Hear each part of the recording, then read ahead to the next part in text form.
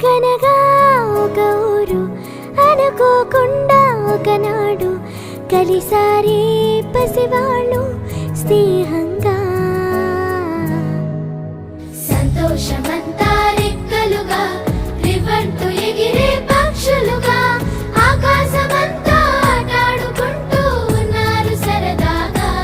ఒకరేమో సీను ఒకరేమో చున్ను కలిసారే ప్రాణంగా కురిసారే వర్షంగా.